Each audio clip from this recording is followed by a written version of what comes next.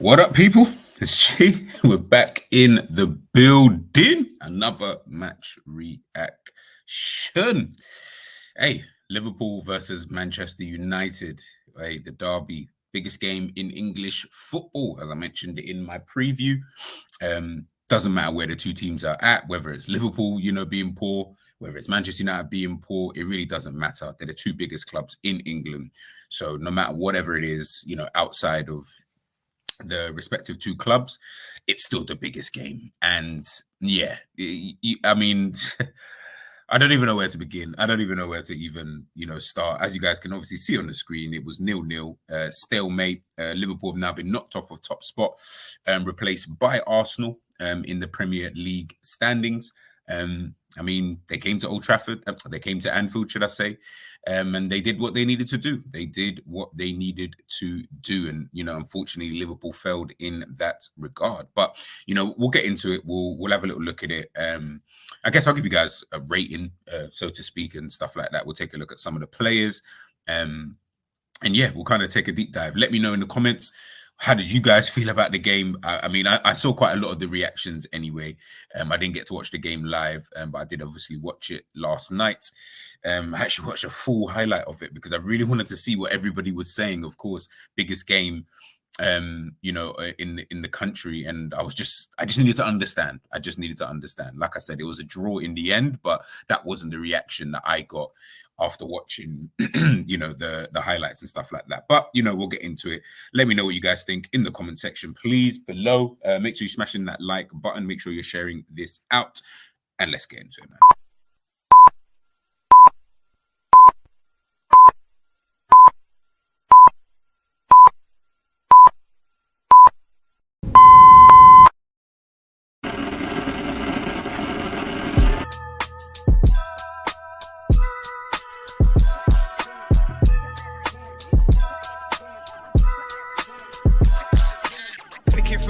Now you know I'm coming through. When the growth look good on you, best believe they wanna screw now. I've been trying to climb, devil threw me in the dark. Baby, don't be insecure, you can still go make a mark like blow. Could never let them drain my soul now.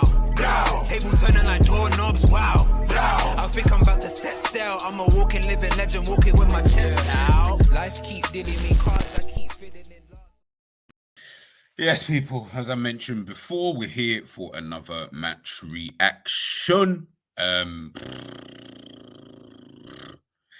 That's how I felt about the game. You know what I mean? It was one of those. It was one of those type of games, man. Yeah, it was a stalemate, man. It was a stalemate. I saw the reactions from everybody, both sides. Both Liverpool and Manchester United fans. Obviously, Manchester United, of course, and rightly so. Manchester United fans were happy with the draw. I know people wanted to ridicule them and, oh, mighty club this, and I hear it. I do hear it, but at the same time, I am looking at it thinking, like, there's been many a time, you know what I'm saying, Liverpool fans, let's not forget, there's been many a time, I mean, we'll go to Old Trafford and we I don't know, we might get a point here or we get a victory or whatever it may be, but when we're not really in a good space, do you know what I mean, and we get a point as an example, we'll be extremely happy. Do you know what I mean? We'd be extremely happy. So yeah, it's one of those ones. I understand it, of course, banter, rivals, blah, blah, blah, and of course, the mighty Manchester United, being satisfied with a point. But at the same time, when I look at the context, that's a fantastic point. It's a fantastic point because the same way we look at the point that we got at Manchester City away, and we were all sitting here and everyone's like, oh my goodness, it's fantastic for you to be able to go to the Etihad where they've won, what was it, 23 games or whatever it was, prior to that, and get a point against the best. Same thing here for Manchester United in this context. It's the same thing in my eyes anyway. I don't see any difference. Do you know what I mean? Because you're still going to a tough ground. You're still going to a tough place, which is, Anfield. How many people come to Anfield and even nick points? Do you get what I'm trying to say? Like, Liverpool rarely, if never, lose here. Do you get what I mean? So the fact that they were able to get the draw, the fact that they've been in a bad space this whole season, got knocked out of Europe, just recently, all that kind of, all that kind of stuff going against Manchester United, and then they come in and get a point. come on, man. Like, we can do better, man. We can do better. We can banter them about something else, but I don't see that as too much banter, because then we have to start bantering ourselves at Manchester City. Then, do you get what I'm trying to say? Like, it's if that's what we deem to be tough grounds, then it's a tough ground. We've got to take it that way. If anything, just be more disappointed with the fact that we weren't able to, get the 3 points and stuff like that. But it is what it is. It is what it is. Look, I mean, a generalization of the game. Like I said, it was boring, in my opinion. Nothing really too much. Liverpool just taking bare shots from outside of the box, couple inside, obviously. Like, yeah. Obviously, we'll get into players. But obviously, I see bare people talk about Nunes, and I understood why. There was a situation with Nunes, obviously, in the game where he should have gone. It was effectively an open goal. He's obviously stopped because he thought that there was a foul in the sequence of play just before he was about to, run onto it. It wasn't a foul, as they always say, play to the whistle. He didn't, and obviously that opportunity was then lost. And I think it went out for a throw-in, kicked out for a throw-in or whatever afterwards. So yes, I understood. That wasn't the only thing. I don't think. I mean, to be honest, I don't think he was even that bad in the game. That's the maddest thing. I don't think he was even that mad in the game. Like, I expected the way that people were speaking about him after the game. I was expecting like, oh, this brother must have missed like 3 or 4 shots and this, that, and he. But it wasn't even that. He had half chances. Maybe, half chances. Half chances. There was that header I remember, like the back post, where he's then headed it like to the far post. Whether he was going for goal or not, only he will know. But obviously, then Diaz couldn't obviously knock it in, and then obviously, everything that happened after that. But yeah, other than that, in terms of the game, Liverpool, and I'll show you guys in a sec. Actually, low blocks, coming up against low blocks. Yesterday showed it was the type of game that I've been kind of seeing all season. So again, I can't be so mad, at the result, because I'm like, nah, we deserved to not win the game. Do you know what I mean? Just like against Palace, we didn't deserve to win, but we got lucky. You know what I mean? And we've been getting lucky, in my opinion, quite a lot this season. We've been getting away with it, whether it be a wonder goal, whether it is, I don't know, teams not finishing their dinner, all these kind of things. I think that's how I've just kind of looked at the season. Yeah, there's been a couple good games. Aston Villa was a very good game. Tottenham was a very good game, even though we lost. Villa and Tottenham, those are the only 2 good games I can really, in my opinion anyway, again, just my own opinion, where I've looked at him for, okay, yeah. No, Liverpool, they've been on job. Every other game, I thought, we've been kind of poor. I've not really liked the way they've been playing at all this season. I mean, you guys have heard my match reactions anyway. I don't need to even go too deep into that. You've heard me talk about the team. You've heard me talk about the way that we play, the sustainability of the way that we play and stuff like that. Again, this wasn't even a game where we're giving up too many chances. We gave up a couple, but obviously Alisson did his thing. But in a general sense, Manchester United didn't really come here for really all of that, in terms of they weren't their attacking threats, shall we say. Virgil van Dijk, says it here. There was only one team trying to win the game, but unfortunately, it did not happen. We were superior in all aspects, and he's not lying. We were superior in the game, and again, I don't think Manchester United really even cared. Honestly, I don't think it was that type of game where they were like, oh, we're going to care that Liverpool have got all the possession, or we're going to care that Liverpool are being quite dominating in certain areas of the pitch. Because I felt like when I looked at this, I was quite more shocked. Like, this is the heat map of Manchester, or the average positions, should I say, of Manchester United, in yesterday's game. Look at their deepest player is Raphael Varane, who I thought was quite good yesterday. I think they made about 45 clearances in the game, not him alone, but the whole team. But look, this is how they played basically for the entirety of the game. You can kind of see it there. Everyone is basically behind the halfway line, and they were just defending deep. And it's just one of those kind of things, Raphael Varane obviously being the deepest player there, obviously alongside the goalkeeper, but that was their game. And I feel like with Liverpool, the way that we play in a general sense, and the way that we have always played under Jurgen Klopp, I've always said we don't seem to be able to find a way to play, to break teams down, so to speak. It is going to be done through more, would I say, just wear and tear, resilience and just annoyance, of the other team. Like, we're constantly pressuring. It's not through. I never really watch, not all the time, of course. There's going to be sometimes, but majority of time, I don't really watch Liverpool and think, oh, we've got fantastic patterns of play where we can break teams down in this way and that way.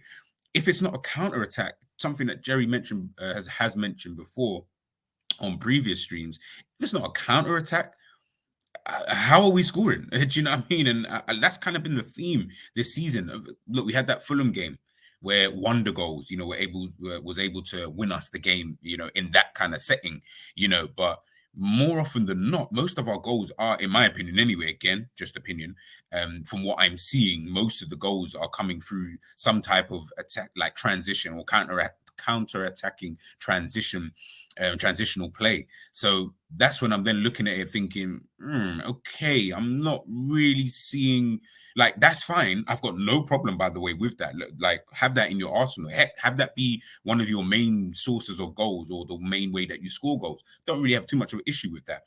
But you also do need to have another way of playing.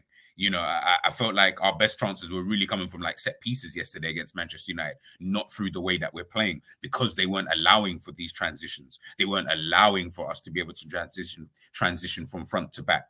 So then you then started to see this is what Liverpool looked like when another team stops you from doing their main kind of thing. They don't really have another answer. It is going to be crosses and stuff like that. We'll take a look at some of the stats anyway from the game. As I mentioned about the crosses, Liverpool put in 35 crosses in the game, and only 10 of those were actually accurate. I mean, Manchester United, put in 3 and none were accurate. So that's quite funny. But you can tell what the kind of game or how the game was kind of going. 35 crosses and only 29%. That's crazy. That is actually kind of crazy. Passes, I expect it. Manchester United, of course, they're going to come here, and, have too much of the ball, and stuff like that. So again, long balls, yep. 29 out of 55. They had 28 out of 63. It just felt like that type of game, where we are trying to dominate possession, but we're not doing anything. And I've always said this with Liverpool's possession and stuff, that's what's always bugged me, like, for a long time, forget even just this season, just in a general sense. We always seem to have bare possession, but we're not doing anything with the possession. I don't feel like, oh yeah, we've got possession in dangerous areas, or, we're getting 17 chances, in terms of on target at goal, and it's just a case of not like we're just having possession for possession's sake. 34, you had 68% possession, you had 34 shots, and only 8 of them were on target. 13 were those off target. That that to me seems a little bit weird.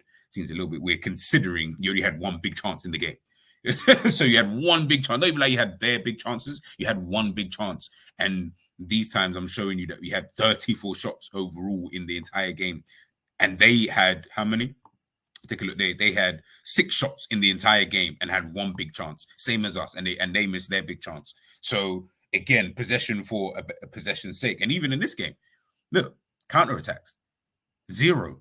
They didn't let us have those. They weren't on letting us have those counterattacks because they know when it comes to counterattacking football, yeah, that's where Liverpool become sticky. That's where Liverpool come into play, because that's Liverpool's game. Absolutely fine. But then break them down in another way.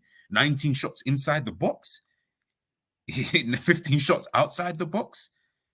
It doesn't make for great reading. I'll be honest with you. It really, really doesn't make for great reading. But again, those are the statistics, kind of from the game. There's obviously others, and like I said, we'll get into taking a look at like some other bits and bobs in a general sense. But yeah, like for me, I wasn't too best pleased with the overall performance of the team, if I'm being totally honest with you. You guys can obviously, yeah, you guys can see that there. Yeah, like I said, I wasn't really too happy with the overall performance from the team.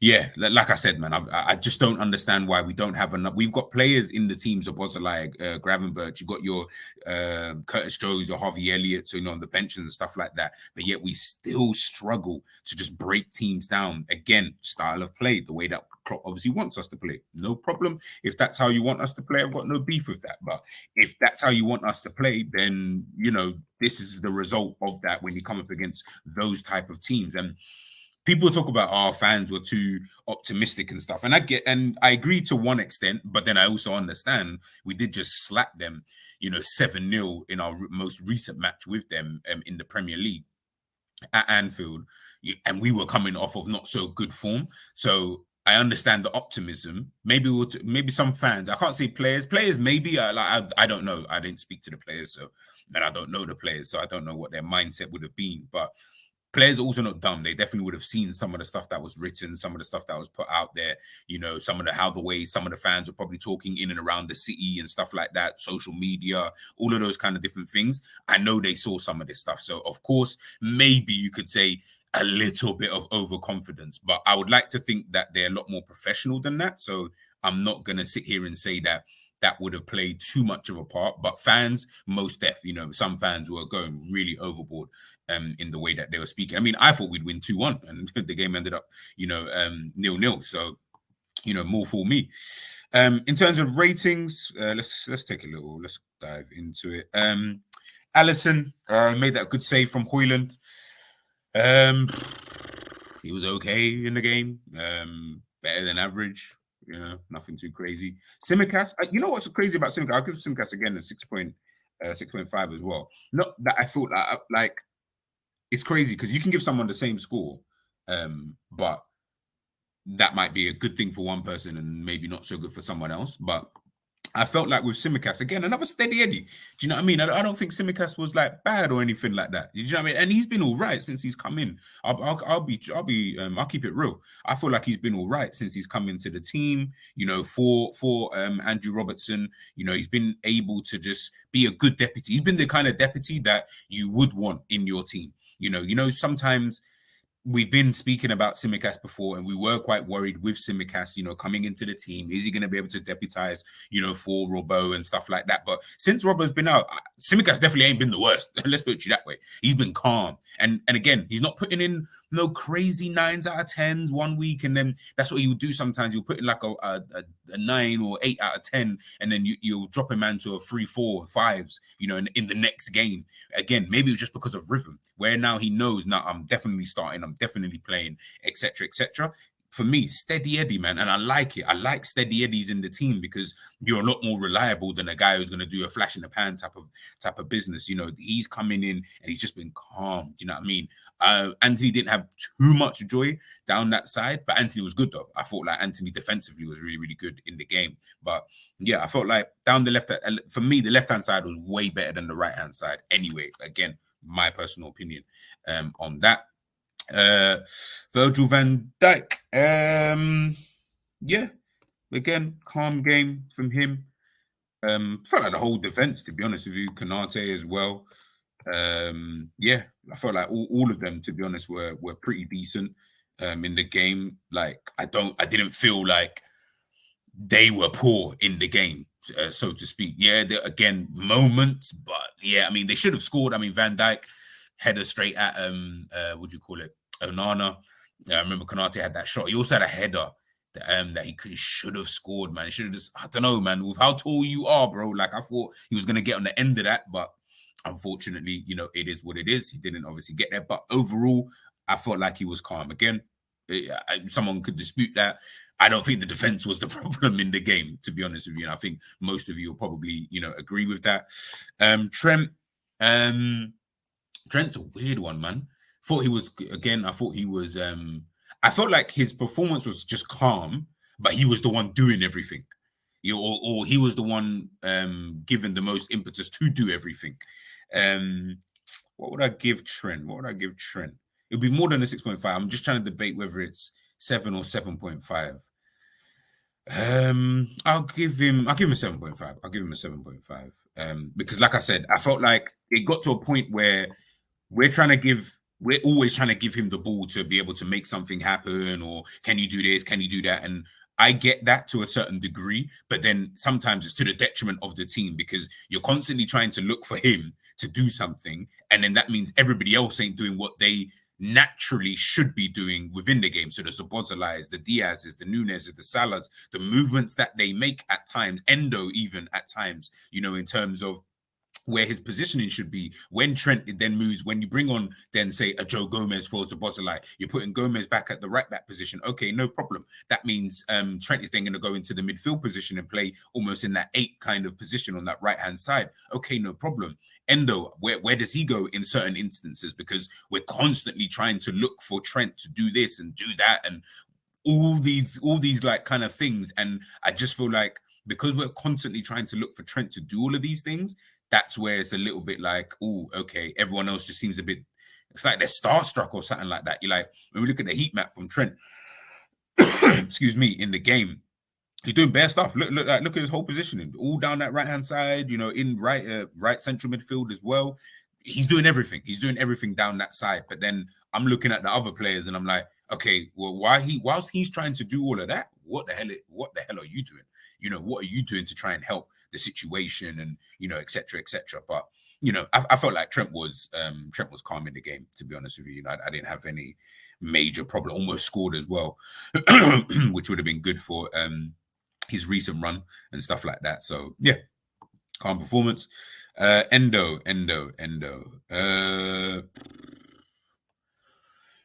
I thought I'll give Endo a 6. I think like the thing with Endo is I didn't feel like this is all above average, by the way. You guys know how to do it. 5 is average. Like you just had a basic average performance, and at the moment I thought everyone was performing above average. You just couldn't put the ball in the back of the net. Yeah, I felt like he was just again calm. I don't know if he picks up too many yellows though. That bugs me. I know you people want this destroyer and this. I don't know, man. This gladiator and all this kind of stuff. Like, yeah, I'm all right sometimes. I mean, I'm all right. I don't really feel like I always need that all the time. But he is decent at playing at the same time. So of course, it's not like to say, yeah, he can't play any football. Do you know what I mean? So yeah, I again felt like he was calm. Didn't have any major issues with him. We'll move on to Gravenberch.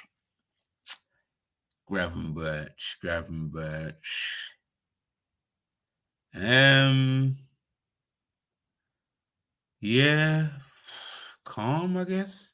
Yeah, we'll give him a 7.5. Yeah, calm. Like, yeah. He's another one.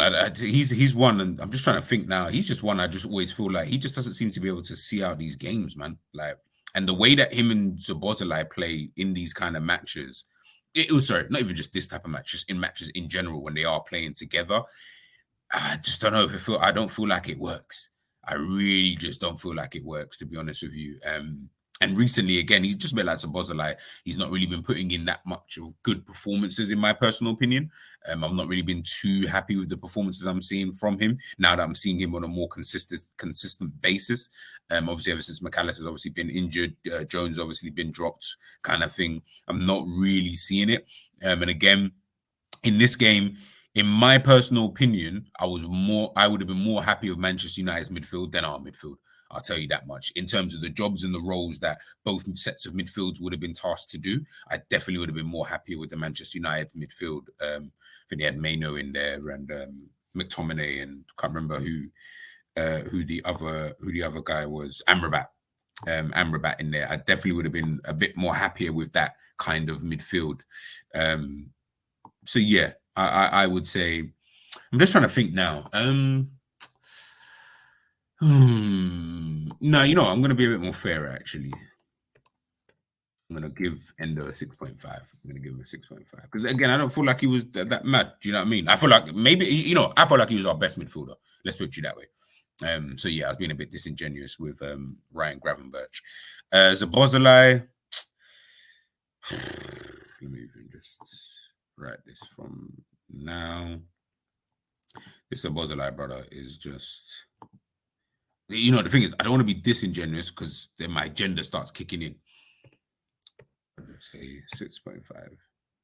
I feel like him and Gravenberch are kind of... In fact, no. Yeah, I think that's a bit more fair in my eyes anyway. Yeah, I'm happy with that. I'm it's like I'm doing these ratings as I'm thinking about the game back as well. And obviously I just watched it, so I'm just trying to remember everything in terms of certain players and stuff like that. And yeah, I feel like, again, same thing with Gravenberch in terms of the role that these guys are tasked to do. I definitely wasn't impressed with it, whatever the hell that role is. I think we're seeing from Szoboszlai as well. When we're looking at him, obviously yesterday's game, same kind of similar traits that I'm seeing from him in other games in terms of, again, it's that Henderson role that he's playing, no problem, but I'm not really seeing too much different other than the obvious things in terms of the natural quality that he actually does possess. Shots from, obviously he can do the shots from outside. Well, I say he can do the shots from outside the box, but can he? Do you know what I mean? Like I clearly saw different, you know, when he was at Leipzig and when he's playing for Hungary. Again, I know different teams, different roles, tasks that he's been asked to do, not a problem. But yeah, in yesterday's game, I just felt you're not doing anything. So coming off is really not a problem. And you seem to be coming off a lot. You know what I'm saying? Like you seem to be, before you weren't coming off that much and we still had the same players on the bench. But now you seem to be coming off a lot because whatever it is you're trying to do is just not working. Do you know what I mean? And yeah, whether it's tiredness, whether it's whatever, I don't really know. I couldn't even really care less. He's just not really popping recently. But again, we'll delve deep into him maybe another time. Anyway, I just want to go through the ratings. And then the forward line. Diaz. I think Diaz completed no successful dribbles in the game. I'm just taking a look at the stats here. Yeah, he had 3 dribbles. None of those were completed. I don't really know what else to really say on Luis Diaz. I feel like I've said it more than enough times and just been shouted at. So I'm just going to leave that one there. I'm going to give him a 5.5 because that's what I felt like his performance was like, a 5.5. Nunez, a 5.5. And Salah, a 5.5. Maybe Salah, maybe. But then even now, see, this is why Salah gets into your head. Pause. Because sometimes you'll be sitting there thinking, yeah, Salah's doing this. And he created chances yesterday. I'm not saying he created 5 chances in the game yesterday. But I'm not watching the game and thinking, yeah, this brother is outperforming everyone else. Like, I'm definitely not looking at the front line and thinking that. I know, obviously, he didn't score or assist yesterday, of course, but I definitely didn't watch that performance and feel like, oh, you know what? Like, he's performing better than this guy at least. But to me, they're all the exact same. Above average, yes. Like, everyone played above average, but just about above average. You know, I'll give him a 6 then, if anything. No. Let's not be disingenuous. We give 5.5. I want to give the whole front line a 5.5. I don't even, and I think I said this in my last match rating, I don't even blame the front line too tough because, of course, the front line do need, they do need other players behind them to be able to, help them in certain situations and stuff like that. But at the same time, some of the things that you are doing, like Mo's getting bare touches and stuff like that, and yeah, that's all great, and you're taking shots, and yeah, that's all great too. But did I feel like you were that much better? Maybe. All right, let me change it. I'll give him a 6. We'll change it to that. I think, yeah, maybe that. If you want to go 5.5, obviously, people in the chat, let me know if you think I'm completely wayward with some of these ratings, if I'm giving people too high, too low. Like, let me know. Do you get what I'm saying? Let me know. I feel like because I've had time to kind of get over the initial reaction of the game, sit back last night, I watched the game, then wake up this morning, obviously now to do my match reaction, then I feel like at times it's not going to be too emotional, so to speak. Whereas obviously I know people were vexed after the game yesterday, again, rightly so. So yeah, it's one of those ones. That's how I kind of looked at it. Diaz, Nunez, and Salah. I mean, I don't know, like I mentioned about Nunez. Nunez is Nunez. Do we need to keep going on about him? Do you know what I mean? I don't want to, I'm even bored, to be honest with you. I'm actually kind of even bored of even going on and on about this guy because I'm just like, what else can we realistically say? Like, what else do you want me to say about this guy? Do you know what I mean? I know Klopp obviously tried to bring on the Gakpos, the Elliots, the Jones, Gomez as well to kind of change things up, so to speak. But that's one thing I keep asking is tactically, when I'm seeing these changes, I'm not seeing us do anything differently. I'm just seeing personnel change, but I'm not seeing us do anything differently. Now, it's worked to a certain degree, of course, this season. Elliott last-minute goals and other players have come on and scored off the bench and stuff like that. And that's great. And I think that's what papers over cracks. That's why people keep looking at, yo, Klopp subs of this, yeah, it looks great. Of course it does.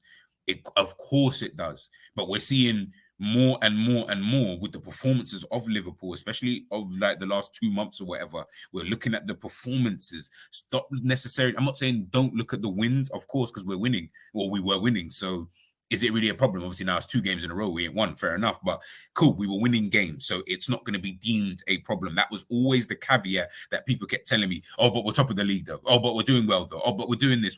There's always an oh, but. I hear it. And I'm not trying to disagree with it, so to speak. But when you actually watch the games, you cannot tell me as a Liverpool fan, you're watching these games and you're actually sitting here and saying, oh, but we're playing well. Oh, but we're doing good. There's no way that people are watching the same thing. I'm sorry. There's no way. We have been so lucky in so many different games. We have got the quality over other teams. Yes, I totally agree with that. When the quality matters, it's there. And sometimes you do need that to win games. I'm not trying to dispute that. But just like we saw in yesterday's game, when we're seeing some of the substitutions that he's making, I'm just like, it's like you're just trying to pray, first of all, that it does happen again in terms of, yeah, someone's going to come off the bench like Elliott and he's going to score again, or Gakpo's going to get a goal or whatever. But tactically, what are you doing? What are we doing differently? Because clearly what we were doing before was not working. So obviously, if I see you make substitutions, I expect something to change tactically. I don't expect things to kind of go the same way. Do you get what I'm trying to say? Yes, people can then say, oh, but we play 4-2-4. I hear all of that, but we're still playing the same way. It's still crossing, inshallah, like it was last season. When things weren't working, just like I said this season, when things are not working, what do Liverpool always try and do, or what do they actually do? They just revert back to type, because that's all we know. We don't know anything different. We've been trying to potentially do something different in terms of our main style of play, but when it does not work, we just revert back to type. There's no like other way of doing things. There's no like, oh, okay, maybe we can, potentially do something like this or do something like that. It always seemed to, just be the exact kind of same thing. And for me, that's where it's a bit of a killer, if I'm being, totally honest with you. And, it's just one of those kind of things. My apologies there. But yeah, it's just one of those kind of things, man. It's honestly just one of those kind of things. But that's how I saw the game yesterday, if I stop sharing that. Yeah, that's how I saw the game yesterday. Obviously, we'll wait and see. We will wait and see how this kind of, bodes for us, moving forward. Of course, we've got our next game is against West Ham. So, of course, we need to just get that win, get through this quarterfinals, so get through to the semi-final of the Carabao Cup.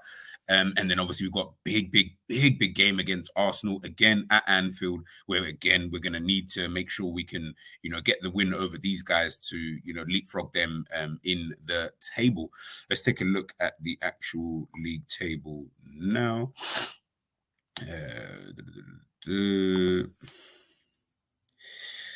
All right, league table looking kind of crazy. A lot of good teams in there. A lot of teams who are kind of, they're impressing. Cool. I don't know if you guys can see that. Yeah, you can see it. Yeah, so we can see here anyway the top 8. Arsenal 1 point ahead of Liverpool. Villa same points as Liverpool. Goal difference obviously 5. Ours is 5 better off, but same points. They've scored more goals than we have, which is quite an interesting thing. Manchester City obviously drew 2-2 at the weekend against Crystal Palace, so it's what's going on there. But they're only 4 points behind us now. Do you know what I mean? Like things start to, things just start to look a bit different. They just start to look a little bit different in the table at times. And then obviously you've got Tottenham, Manchester United, Newcastle. They're all down there. But it's the top 4. You could even say 5, really and truly, because Spurs are only a point behind City and 5 points behind Fig. So yeah, we'll look at the top 5 at this present moment in time is where I'm really focused, because I feel like that could potentially change in the next couple of games. definitely before the year ends, I think that could be something that could change, so, watch out for it. I don't know who's going to be top come Christmas. I guess obviously that Liverpool-Arsenal game, if it ends in another stalemate, then that's a problem, of course, for Liverpool. Not a problem. I say problem. That's not a problem. When you're only a point behind someone, that's not an issue. It's only an issue if Aston Villa then win their next game, because then they will go top. So, yeah. And then obviously if City win their next game, then they're only a point. But, things just start to look a bit different is probably what I'll say. But it's an interesting race. Honestly, I'm generally smiling because it's an interesting race to see. Will Arsenal be able to, keep themselves up there? Will Liverpool be able to, go on their long runs that they do? And if they do, how's Arsenal then going to respond to that? Aston Villa, they're a surprise package. Will they be able to, keep up with the big boys? Again, all these things got to wait and see. Manchester City, will they start coming back into the fold? If they do, could be a crazy one, for everybody. I don't think we can start discounting them at any given moment in time. And I ain't trying to discount them until, I don't know, maybe until I'm seeing the team is like 15 points up, but ahead of them, and they've got no games in hand. Then I'll say, okay, cool, yeah, Manchester City, yeah, blah, blah, blah. Until then, nah, I'm not even trying to hear it, because I've seen this script way too many times, man. I don't trust the other teams to be able to just do their own job, at the end of it. But like I said, man, we'll wait and see. But obviously, Liverpool, Manchester United, 0-0. Disappointing from Liverpool, really, really disappointed. And they will be disappointed that they won't be able to maintain top spot. Manchester United will obviously, of course, be happy. Will this be able to, spur them on in the league? Will they be able to continue? Obviously, we will just have to wait and see. Let me know, obviously, what you guys think in the comment section below, in terms of the ratings, in terms of the players, who pissed you off, what do you guys want to see? All of that. Just let me know what you guys are obviously thinking in the comment section below. I'm G. That's the match reaction done and dusted, and we are out.